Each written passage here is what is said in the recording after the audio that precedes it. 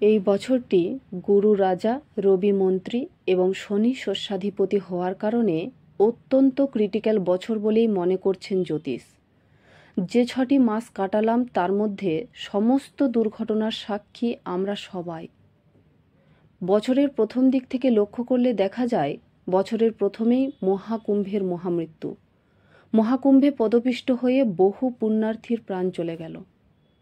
তার বেশ কিছুদিন পরেই আমরা দেখতে পেলাম আরও একটি মর্মান্তিক হত্যাকাণ্ড, সিঁদুর অভিযান, যেখানে পেহেলগাঁওয়ে বৈশারণে কিভাবে ধর্মের ভিত্তিতে বেছে বেছে হিন্দু নিধন হলো এবং হিন্দু নিধনকে কেন্দ্র করে দুই রাষ্ট্রের মধ্যে যুদ্ধ ঘোষিত হলো। বহু মানুষের প্রাণ গেল। সিকিমে আমরা দেখতে পেলাম প্রাকৃতিক বিপর্যয়। মালদা, মুর্শিদাবাদে যেভাবে প্রাণহানি হলো তা সত্যিই ভাবা যায় না। এক সপ্তাহ আগে আমেদাবাদের সেই মর্মান্তিক দুর্ঘটনা একবার ভাবলেই চোখে জল আসে। কয়েকশো মানুষের প্রাণ চলে গেল।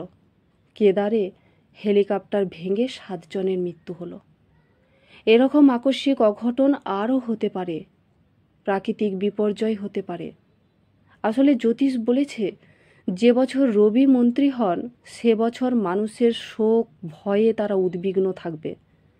এবছর প্রথম দিক থেকে লক্ষ্য করলে দেখা যায় সাধারণ মানুষ ভয়ার্ত হয়ে উঠেছে। কান পাতলেই খবর আসে শুধু প্রাণ সংশয়।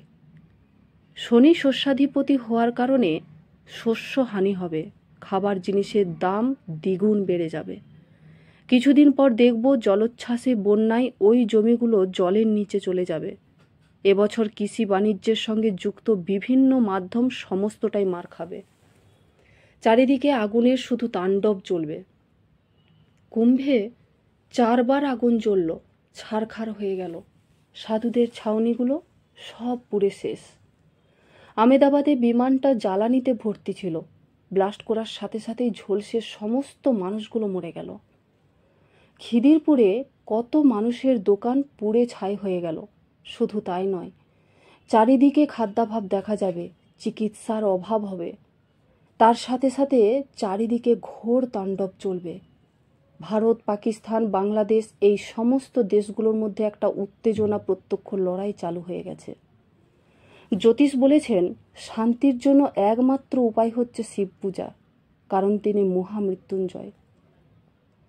বিপদ থেকে উনিই বাঁচাতে পারেন, কারণ গ্রহরা কুপিত হলে সেখান থেকে বাঁচার উপায় কারও নেই। আর পারলে রবিবার দিন নিরামিষ খাবেন, কারণ রবি গ্রহকে সন্তুষ্ট রাখতে হবে। জ্যোতিষের সতর্কবাণী, যারা পাহাড়ে বেড়াতে যাচ্ছেন তারা অতিরিক্ত সতর্কতা নিয়ে যাবেন। এবছর রিস্ক নেবেন না, প্রাকৃতিক দিক থেকে খুব একটা অনুকূল নয়। প্রকৃতি এতটাই ভয়ঙ্কর হয়ে উঠেছে যে সব দিক থেকে যেন জাপটে ধরেছে, ক্ষতি আর ক্ষতি।